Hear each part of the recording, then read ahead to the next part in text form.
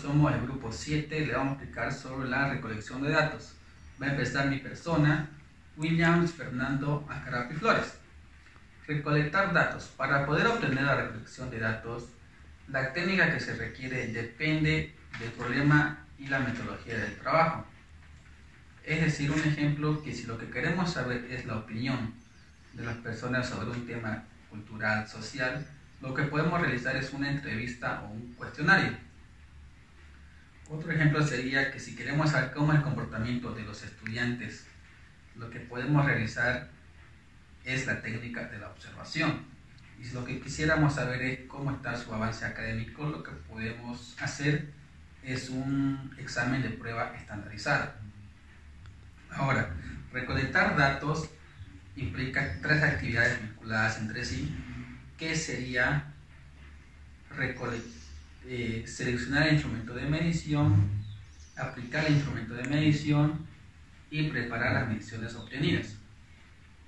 Seleccionar el instrumento de medición quiere decir que podemos utilizar uno que ya sea existente o crear uno, pero este tiene que ser confiable, fiable, para poder obtener los resultados requeridos. Aplicar el instrumento de medición, es decir, obtener las observaciones y mediciones de las variables que son de nuestro interés. Y preparar las mediciones obtenidas, esto nos quiere decir que para que se pueda analizar correctamente, se lo denomina codificación de datos. Bien, ahora hay 2 tipos de recolección de datos, lo que serían los cualitativos y cuantitativos. Los cualitativos son aquellos medios que se usan en las investigaciones explorativas. Son instrumentos flexibles, dinámicos y se adaptan con facilidad a diversos contextos y son muy útiles para explorar problemas poco explorados o que son de difícil acceso. Y tenemos los siguientes, que sería la observación no estructurada, la entrevista, la revisión documental, los grupos focales y las técnicas de proyección. El cuantitativo sería que son aquellos que se emplean las investigaciones descriptivas, correlacionales y explicativas. Son instrumentos muy rigurosos y útiles para medir con precisión diversas variables.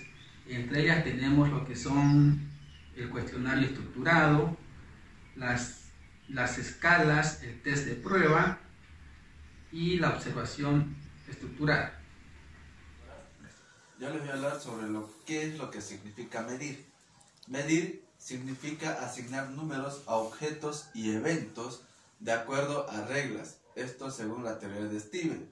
Sin embargo, como señalan Cármenes y Seyer en su teoría, nos define que es más apropiada para las ciencias físicas que para las ciencias sociales, ya que varios de los fenómenos que son medidos en estas no pueden caracterizarse como objetos o eventos, puesto que son demasiados abstractos para ello. Este razonamiento nos hace sugerir que es más adecuado definir la medición como el proceso de vincular conceptos abstractos con indicadores empíricos, proceso que se realiza mediante un plan explícito y organizado para calificar los datos disponibles en términos del concepto que el investigador tiene en mente. Y en este proceso, el instrumento de medición o de recolección de datos juega un papel central, ya que sin él no hay observaciones clasificadas. La definición sugerida incluye 2 consideraciones. La primera es desde el punto de vista empírico y se resumen en que el centro de atención es la respuesta observable. La segunda es desde una perspectiva teórica que se refiere a que el interés se sitúa en el concepto subyacente, no observable, que es representado por la respuesta. En toda investigación aplicamos un instrumento para medir las variables contenidas en las hipótesis. Esa medición es efectiva cuando los instrumentos de recolección de datos realmente representan a las variables que tenemos en mente. Si no es así, nuestra medición es deficiente y por lo tanto la investigación no es digna de tomarse en cuenta. Desde luego, no hay medición perfecta, prácticamente imposible que representemos fielmente variables tales como la inteligencia, la motivación, el nivel socioeconómico, el liderazgo democrático y otros más. Pero sí debemos de acercarnos lo más posible a la representación fiel de las variables a observar mediante el instrumento de medición que desarrollaremos. Gracias. Continuando con la exposición en el punto 9.3, ¿qué requisito debe cubrir un instrumento de medición? Esencialmente debe cubrir dos requisitos, que es la confiabilidad y la validez. La confiabilidad nos indica que es un instrumento de medición que nos refiere al grado en que su aplicación repetidamente al objeto y al sujeto produce iguales resultados. La validez, en términos generales, nos hace referencia al grado de que un instrumento realmente mide las variables que nosotros pretendemos medir. La validez es un concepto del cual debemos tomar en cuenta diferentes tipos de evidencia. Dentro de ella nos plantea tres evidencias. La evidencia relacionada al contenido, la validez de contenido, que hace referencia al grado en que un instrumento refleja el dominio que tiene específico sobre el contenido que nosotros queremos medir. Así, por ejemplo, en una prueba de aritmética no tendrá validez de contenido si solo incluimos problemas de restas y excluimos a las diferentes operaciones de problemas como ser la suma, la multiplicación y división, es decir, que debemos de incluir a todos. La segunda evidencia es la validez de criterio, que nos hace referencia que establece la validez es un instrumento de medición comparándola con algunos otros criterios externos que puedan haber. Así, por ejemplo, cuando un investigador valida un examen sobre manejos de aviones y mostrando también con exactitud que en el examen puede predecir también que un grupo de pilotos pueda operar en aeroplano. La tercera evidencia va relacionada con el constructo. La validez del constructo probablemente nos indica que es la más importante de todos, ya que tiene una perspectiva científica. Así, por ejemplo, cuando nosotros intentamos medir la motivación intrínseca de un lugar con otro, ¿no? Y si la correlación es positiva y sustancial de nuestra medición, se aporta evidencia para la validez de constructo, nos indica, ¿no? Así también la evidencia de constructo tiene tres etapas muy importantes que se debe de considerar. Se establece y especifica las relaciones teóricas que pueda existir de un concepto con otros conceptos, ¿no? La segunda etapa que vendría a ser la correlación a ambos conceptos que debe tener una correlación. En el tercero, que se evidencia la parte empírica. Así también se debe considerar factores que pueden afectar la confiabilidad y la validez para nuestro instrumento de medición, dentro de los cuales tenemos 4 factores. Uno de ellos, el primero, es la improvisación. Es muy importante que esa situación no se deba de dar al momento de hacer nuestra medición. El segundo factor vendría a ser utilizar instrumentos que no se han desarrollado en nuestro contexto y que de alguna manera tal vez en otros lugares en el extranjero ha sido viable, pero si no está dentro de nuestro contexto y no está adecuado a nuestro contexto, es mejor no utilizarlo, por lo cual estos factores este factor puede afectar a la confiabilidad y validez de nuestra medición. En el tercer factor vendría a ser la aplicación de un instrumento inadecuado para las personas que nosotros vayamos a medir, que no sea la adecuada ni apropiada para nuestra población que nosotros queremos medir. El cuarto factor vendría a ser la influencia. Cuando mediante nuestro instrumento de medición nosotros tratamos de influir algún resultado que probablemente es lo que estaríamos buscando, pero sin embargo, en nuestro proceso de investigación no debemos de influir a ninguno, es decir, debe ser algo espontáneo y verdadero, por lo cual si deja de ser o involucra la influencia, es un factor que afectaría nuestra confiabilidad y validez de nuestro instrumento de medición. ¿Cómo se sabe si un instrumento de medición es confiable y válido? Es casi imposible de una medición sea perfecta, se tiene un grado de error y se trata de que ese error sea el mismo posible. Hay una fórmula básica en la cual X es igual a T más E. La X viene a ser el valor observado y resultados disponibles. La T viene a ser los valores verdaderos. Y la E viene a ser el grado de error en la medición. También puede haber que X es igual a T más 0, en la cual si hay error en la medición, E viene a ser 0. Y también X igual a T, que el valor observado y el valor verdadero son equivalentes entre sí. También se puede mencionar que entre mayor sea el error a medir y el valor que se observe y en el que nos basamos se aleja más del valor real o verdadero. Es importante también que el error sea reducido lo más posible, pero se hace una interrogante como sabemos que el grado de error que tenemos en una medición se puede aplicar, ¿no?, calculando la confiabilidad y también la validez.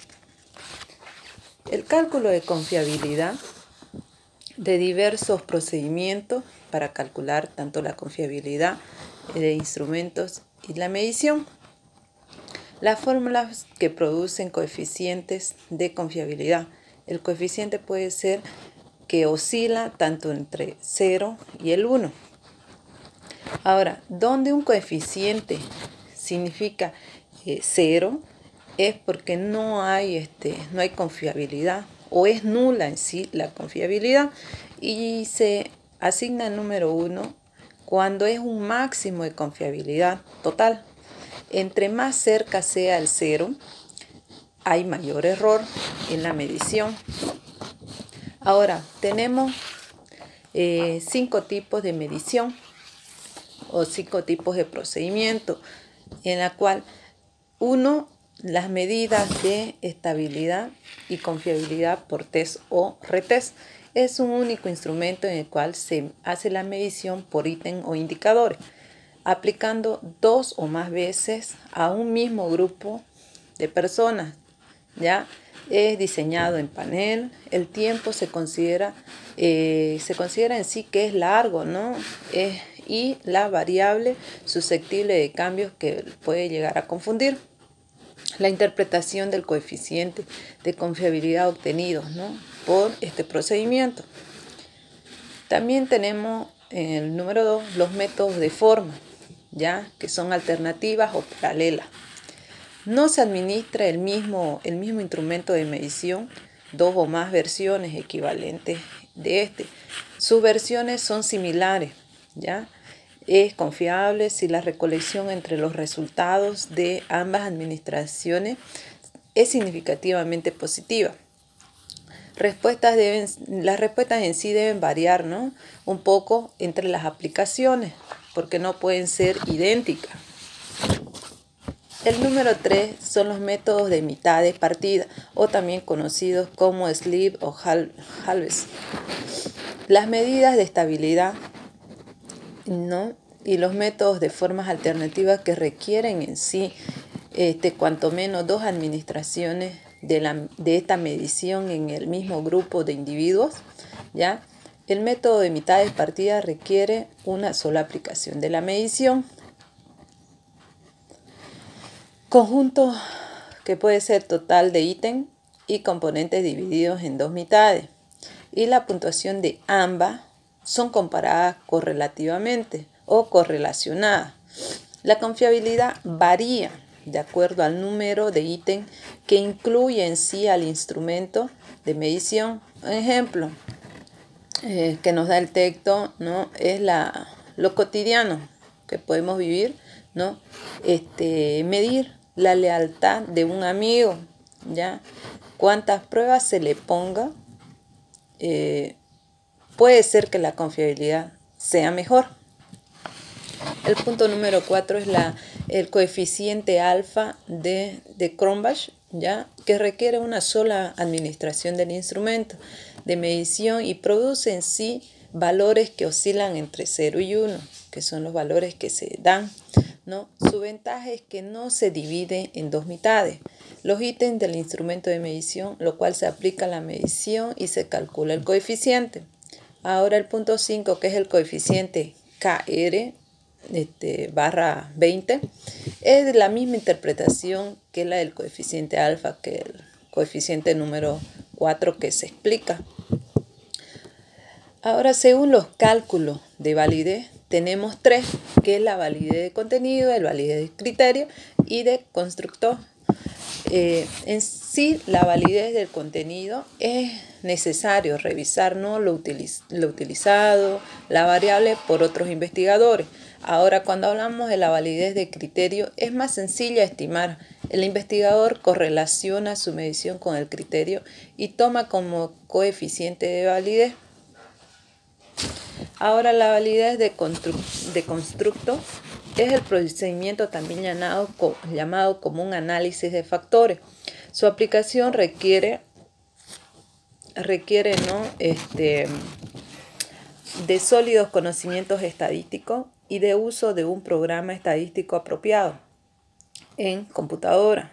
Esto vendría a ser un poquito más complejo porque a veces hay personas que pueden saber mucho como también no saber en el ámbito de la parte de estadística. Entonces tendría que ser algo más complejo en sí. ¿Qué procedimientos se sigue para construir un instrumento de medición? Nos dicen de que existen diversos tipos de instrumentos de medición. En una investigación hay dos opciones respecto al instrumento de medición. Primero, elegir un instrumento ya desarrollado y disponible, el cual se adapta a los requerimientos de estudio en particular. El segundo, construir un nuevo instrumento de medición de acuerdo con la técnica apropiada para ello. En ambos casos es importante tener evidencia sobre la confiabilidad y validez del instrumento de medición. ¿Qué requisitos debe cubrir un instrumento de medición? Debe reunir dos requisitos esenciales, que son la confiabilidad y validez. La confiabilidad de un instrumento de medición se refiere al grado de precisión o exactitud de la medida, en el sentido de que si aplicamos repetidamente el instrumento al mismo sujeto o objeto, produce iguales resultados. La validez se refiere al grado en que un instrumento mide la variable que pretende medir. Por ejemplo, tenemos un test de inteligencia, no será válido si lo que mide es realmente memoria y no inteligencia. Factores que pueden afectar a la confiabilidad y la validez: la improvisación, el no estar validados en el contexto donde se aplican, el instrumento inadecuado. El cuarto factor lo constituyen las condiciones en que se aplica el instrumento. El quinto factor se refiere a los aspectos mecánicos. ¿Cómo se sabe si un instrumento es confiable y válido? Procedimientos. En la práctica generalmente se tiene un grado de error. Desde luego se trata de este error, que este error sea el mismo mínimo posible, y para ello hay formas de calcular confiabilidad y validez. Para la confiabilidad generalmente todos los procedimientos utilizan fórmulas que producen coeficientes de confiabilidad, los cuales pueden oscilar entre 0 y 1, donde 0 significa confiabilidad nula y 1 representa el máximo de confiabilidad. Procedimientos para construir un instrumento de medición.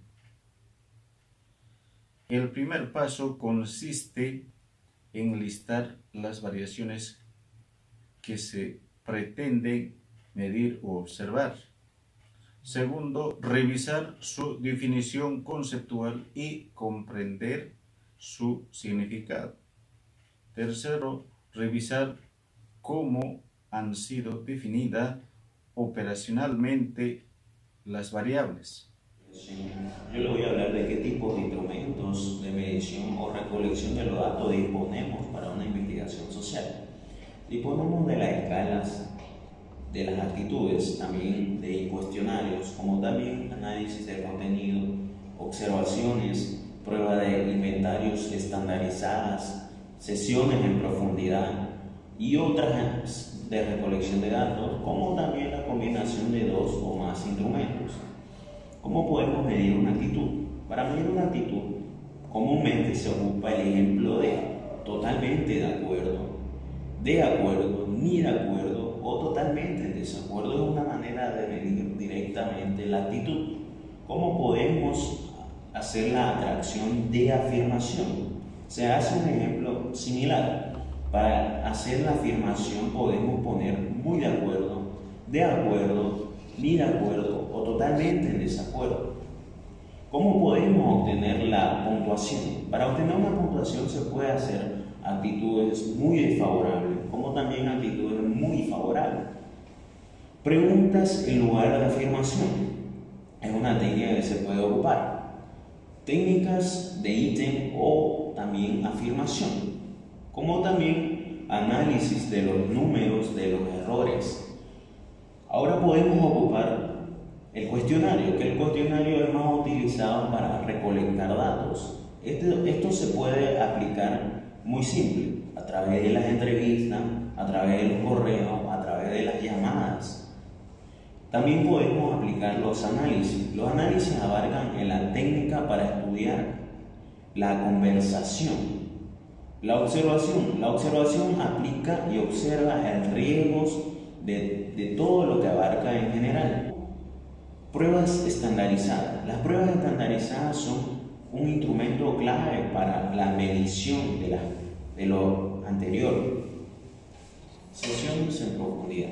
Las sesiones en profundidad ahora son una recolección de datos. Su popularidad ha crecido porque se reúne un grupo de personas y ellas se ocupan del trabajo para la relación de lo que se va a trabajar, ya sea en la investigación.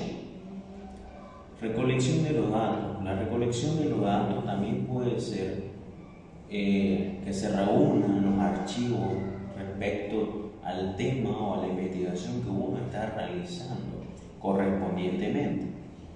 Combinación de los datos. La combinación de los datos se puede utilizar de forma de medición para tener una diferente perspectiva de todas las investigaciones que se ha llegado a hacer. Voy a continuar explicando el tema y el siguiente subtítulo es ¿cómo se codifican las respuestas a un instrumento de medición? Dice, los ítems o preguntas y las categorías y subcategorías de contenido y observación deben codificarse a través de símbolos o números, el cual es necesario para análisis de los datos más allá de los conteos. Entonces dice, la codificación va a ser asignar números o símbolos, pueden ser a los ítems, preguntas, categorías o subcategorías, con el objetivo de que los datos puedan ser analizados más profundamente. Dice, la codificación se realiza en 4 pasos. 1. Codificar las categorías de ítems, preguntas, categorías y contenidos de observación no precodificadas. 2. Elaborar el libro de códigos. 3. Efectuar físicamente la codificación. 4. Grabar y guardar los datos en un archivo permanente. Codificar, como anticipaba, la codificación se realiza asignando símbolos o números a los ítems, preguntas, categorías o subcategorías de contenido y observación. Ahí tenemos un ejemplo en la diapositiva donde figura una pregunta arriba, una pregunta no codificada donde la respuesta es de sí y no. Entonces se lee la pregunta: ¿practica usted algún deporte por lo menos una vez a la semana? Abajo se observa solamente las preguntas de sí y no. Abajo se observa las respuestas de sí con el representado por el número 1 y el no codificado por el número 0. Entonces ahí la diferencia, la parte de arriba solamente presenta la pregunta no precodificada y el de abajo ya la pregunta con respuesta ya codificada.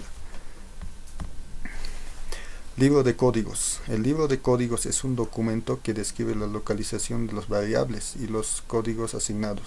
Este libro cumple con 2 funciones. Uno es la guía para el proceso de codificación. Otro es la guía para localizar variables e interpretar los datos durante el análisis. Este libro de datos más que todo se va a basar en cuadros de análisis, donde figura, por ejemplo, variables, ítems, categorías y códigos. También vamos a hablar de la codificación física. Consiste en el llenado de la matriz de datos. Esta codificación la efectúan los codificadores a quienes se les proporciona el libro de códigos. El vaciado de matriz de datos puede hacerse en hojas de tabulación. Consiste más que todo en codificación física, donde los codificadores vacían los datos del libro de códigos hacia unos documentos especializados que son las hojas de tabulación, las cuales pueden tener columnas y renglones. Grabado y generación de archivos. Las hojas de tabulación pueden copiarse en discos o cintas magnéticas. Por ejemplo, más que todo va a referirse a medios y materiales de almacenamiento de información masivos que se utilizan en la investigación y almacenamiento de datos.